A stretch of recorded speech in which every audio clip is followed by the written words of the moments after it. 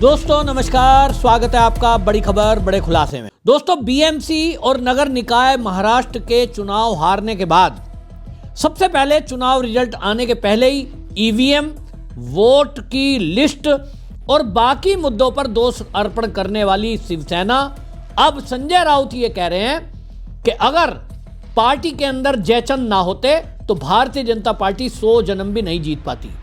ये जो संजय राउत का बयान आया है, ये तब आया है कि अब जब सारे रिजल्ट आने के बाद उनको समझ में आ गया कि जो हेट पॉलिटिक्स है, नकारात्मक राजनीति है, उसको महाराष्ट्र ने पूरी तरह नकार दिया है।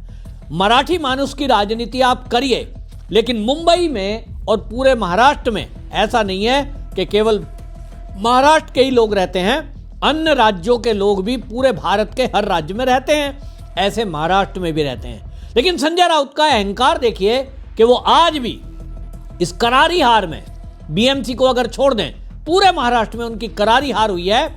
उद्धव ठाकरे की शिवसेना को पूरी तरह नकार दिया गया है, लेकिन आज भी संजय राउत जो उनका नेता है, वो अहंकारी भाषा बोल रहा है कि 100 जन्म भी भारतीय जनता पार्टी नहीं जीत सकती थी। तो सवाल ये उठता है, क्या भारतीय जनता पार्टी वहां अपने आधार पर चुनाव नहीं जीत पाती? आपको बता दूं कि भले ही मैंने जैसे कहा, महाराष्ट्र में खास तौर पे बीएमसी में अगर हम देखेंगे, वहां मराठा मानुष शिवसैनी उद्धव ठाकरे के साथ दिखाई दे रहा है। उद्धव ठाकरे को वोट किया है, इसमें कोई दो राय नहीं है, क्योंकि जो सीटें उन्हें मिली हैं उससे बिल्कुल साफ है कि भाई आपको अगर बीएमसी में 65 सीटें मिल रही है, इसका मतलब तो आपके साथ मराठा वोट है। लेकिन पूरे अगर पैन महाराष्ट्र में देखेंगे, वहां क्या हालत है? कहीं 2, कहीं 1, कहीं कहीं तो 0 भी। यानी पूरे महाराष्ट्र के लोगों ने भारतीय जनता पार्टी, मोदी जी का नेतृत्व, देवेंद्र फडणवीस के विकास के काम, उन पर मोहर लगाई है। लेकिन संजय राउत बोल रहे हैं कि 100 जन्म भी बीजेपी जीत नहीं सकती। जोर लगाया होता तो नंबर कुछ अलग हो जाता। बात ऐसे एमएनएस के जोर की बात छोड़ दीजिए। हम सभी ने कोशिश की कि एमएनएस की भी सीटें बढ़े। एमएनएस को 6 सीटें मिले, उनके बहुत सी सीटें बहुत कम मार्जिन से हार गए। शिवसेना की लगभग 12-13 सीटें ऐसी है जो हम बहुत ही स्लाइट मार्जिन या 50-100 वोट से हार गए हैं। अगर हम जीत जाते तो आज जो आपको पिक्चर दिख रहा है मुंबई में, वो नहीं दिखता। फिर भी बीजेपी और शिंदे के पास सिर्फ 4 का बहुमत है और लगभग 105 कॉरपोरेटर्स अपोजिशन में है। ये बहुत बड़ी ताकत है। वो जो महानगर पालिका का जो सदन है, ये अपोजिशन की ताकत सबसे बड़ी है। तो हम आपको मुंबई अडानी के जेब में नहीं डालने देंगे, या ठेकेदारों का राज आप लाना चाहते हो यहाँ, वो हम नहीं लाने देंगे। 100 से ज्यादा हमारे जो पार्षद है, वो आपको हर मोड़ पर रोकेंगे जब ऐसा काम आप करेंगे। बहुत बड़ी ताकत है। ठीक है, मेयर नहीं, लेकिन हमारे पार्टी में कुछ जयचंद थे। अगर वो जयचंद नहीं पैदा होते तो भारतीय जनता पार्टी के 100 पुरखों की भी यहाँ तादाद आती, तो भी यहाँ मुंबई में बीजेपी का मेयर नहीं बन सकता था। किसी तरह से कोशिश की जाएगी आपकी पार्टी का मेयर बने, जोड़ तोड़? नहीं, हम अभी कुछ नहीं करेंगे। किसी तरह जोड़ तोड़ पर हमारा विश्वास नहीं है। लेकिन हमारे पास बहुत बड़ा आंकड़ा है, बहुत बड़ी संख्या है। अपोजिशन के पास एक ऐसा आंकड़ा है, हम कभी भी तख्तापलट कर सकते हैं। लेकिन हम डेमोक्रेसी का आदर करते हैं, लोकतंत्र का आदर करते हैं। कैलकुलेशन कहाँ मिस जजमेंट होगा? नहीं, हमारे 10 या 12 से ज्यादा जो हमारी सीटें हैं, वो बहुत कम मार्जिन से हार गए। इसलिए हार गए कि जिस तरह का मतदान, जब चुनाव के दिन जिस तरह का माहौल था, लोगों के नाम कट गए, ईवीएम मशीन बंद पड़ गई, ये हो गया, उससे लोगों में थोड़ा सा हमारा वोटिंग परसेंटेज कम हो गया। नहीं तो हम जरूर जीत जाते। जिस तरह से ये अहंकार की बात है, क्योंकि भारतीय जनता पार्टी जिस तरह से अभी तक एक नेचुरल अलायंस के रूप में शिवसेना के साथ महाराष्ट्र में राजनीति कर रही थी, उसको तो एकदम से उद्धव ठाकरे ने अचानक से झटका दिया। देवेंद्र फडणवीस को अभी मुख्यमंत्री बने हुए थोड़ा समय हुआ है। 100 जन्मों की बात करने वाले संजय राउत, आपको भगवान लंबी आयु दे, तो आप अपनी आंखों से देखेंगे कि भारतीय जनता पार्टी पूरे महाराष्ट्र, बीएमसी, इसमें ऐसा कमाल करेगी कि अपने ही आधार पर, अपने ही बलबूते पर वो सरकार बनाएगी। अभी आपको लग रहा है कि एकनाथ शिंदे, जिसको आप बगैर नाम लिए जयचंद बता रहे हो, कि अगर वो ना होते तो भाई अगर तो बहुत कुछ है, अगर तो बहुत कुछ होता है। लेकिन आपको बता दें कि एकनाथ शिंदे अगर अलग गए और वो अगर आपके साथ होते तो एकनाथ शिंदे को जो वोट मिले हैं, आप क्या सोच रहे हैं? एकनाथ शिंदे का जो वोट है और उनको जो 29 सीटें बीएमसी में मिली हैं, उसमें भारतीय जनता पार्टी का वोट है। वो अकेले उनका वोट नहीं है।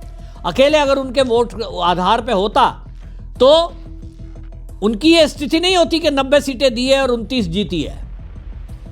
आप कह रहे हो कि आपके साथ पूरे मराठा के लोग हैं, मान लेते हैं। मराठी मानुस, जितने मेरे पास पत्रकार हैं, उनके जो आंकड़े आए हैं, उन्होंने बताया है कि पूरे जो मराठी मानुस है, अगर उसकी हम डिवाइडेशन करें परसेंटेज के हिसाब से, तो उन्होंने कहा कि 40% उद्धव ठाकरे की पार्टी के साथ हैं, तो 40% वो जो वोट है वो बीजेपी का है, वो एकनाथ शिंदे का नहीं, शिवसेना का ही वोट अगर प्रतिशत बांट रहे हैं। और इसीलिए आपका ये अहंकार वाली भाषा ही देखते हुए लोगों ने आपको ये सबक सिखाया है। तो आपको बता दें कि आप अपना एनालिसिस अगर इसी तरह से करेंगे, क्यों चुनाव हुआ तब तो आप कह रहे थे वोटर लिस्ट में गड़बड़ी है, वोटिंग हो रही थी तो संजय राउत ही थे जो प्रेस कॉन्फ्रेंस करके इंक की बात कर रहे थे कि साहब साई ठीक से नहीं लगाई जा रही है, वोट डबल पड़ रहा है। और कांग्रेस के प्रवक्ता ये कह रहे थे कि साहब चुनाव आयोग ने वोट जितवा दिया है। तो एक बार तय तो कर लो कि आपके हार का क्या कारण है। अगर आपको आपके हार का कारण केवल एकनाथ शिंदे दिखाई दे रहे हैं तो फिर यह भी कारण खोजना चाहिए संजय राउत को और उद्धव ठाकरे को कि एकनाथ शिंदे आखिर में अलग क्यों हुए। भाई शिवसेना के मालिक वो तो आप ही थे, यानी ये उद्धव ठाकरे को छोड़कर एकनाथ शिंदे और उनके साथ जो बाकी लोग गए, जिसमें कॉर्पोरेट भी थे, जिसमें विधायक भी थे, सांसद भी थे, क्यों गए? इसलिए गए क्योंकि आपने वो विचारधारा छोड़ दी जो बाला साहब ठाकरे जी की हिंदुत्व की विचारधारा थी। उस हिंदुत्व की विचारधारा को छोड़ दिया तो पालघर के साधुओं की हत्या सबको याद थी, किस तरह का तुष्टीकरण किया, कोई कल्पना नहीं कर सकता था। राम मंदिर के पक्ष में बाला साहब ठाकरे जी ने जिस तरह से अभियान चलाया, उनके आज भी इंटरव्यू वायरल होते हैं उस समय के मीडिया में दिए हुए, जो वो खुलकर कहते हैं कि हाँ मेरे शिव सैनिकों ने गुम्मद को गिराया है, बाबरी ढांचे को गिराया है। लेकिन आप राम मंदिर के विरोध में भाषा बोलते हो।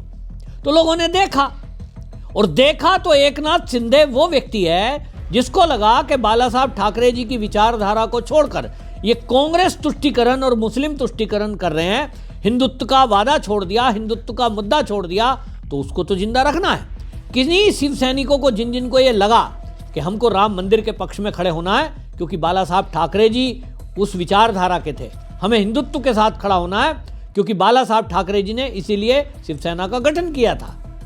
और इसीलिए जैसे जैसे वो विचारधारा वाले लोग एक साथ होते गए, एकनाथ शिंदे अलग हो गए। आपके साथ ही होते और 100 जन्म की बात छोड़िए, आपका तो अलायंस था पहले से ही, लेकिन आपने विचारधारा छोड़ दी, इसीलिए लोगों ने आपको छोड़ दिया। अब आप कहते हो एकनाथ शिंदे को जयचंद।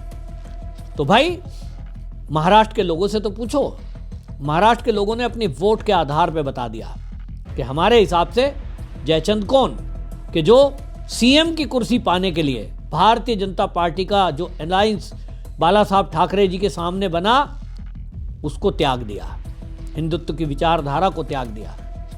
गद्दारी तो इसको कहते हैं, पार्टी की विचारधारा जो छोड़ दे, गद्दारी तो ये है। तो आप इस तरह की भाषा बोल रहे हैं, आपको महाराष्ट्र की जनता ने सबक सिखाया, और जो आज सबक सिखाया है, विपक्ष में बैठ गए आप, बीएमसी में भी कुछ भी कहिए, हमारे पास 65 हैं, हम तो साहब मजबूत विपक्ष रहेंगे। विपक्ष तो विपक्ष ही रहता है। और जैसा मैंने कहा, अभी आप जयचंद की बात कर रहे हैं ना, आप देखेंगे कि आपको छोड़कर इस तरह की भाषा का इस्तेमाल करते रहिए। अभी आप उत्तर भारतीय दक्षिण भारतीयों पर जिस तरह से एमएनएस के राज ठाकरे हमला करते रहते हैं और गाली गलौज की भाषा इस्तेमाल करते रहते हैं, आपको ये समझ नहीं आ रहा कि यदि वो व्यक्ति आपके साथ नहीं आता तो आज ये स्थिति नहीं होती जो है।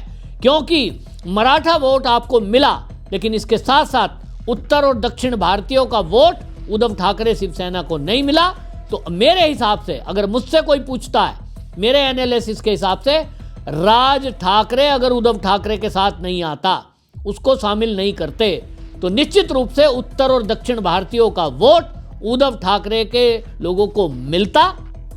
स्थिति और होती, आज ये 100 के ऊपर हो सकती थी संख्या, और हो सकता है कि फिर भी मेयर दोबारा से शिवसेना का ही बनता। लेकिन आपको अगर गाली गलौज की भाषा उत्तर और दक्षिण भारतीयों को भाषा के आधार पर लड़ाना, धमकाना, मारना, पीटना, वैसा व्यक्ति अगर आपको चाहिए तो फिर आपको नकार दिया लोगों ने।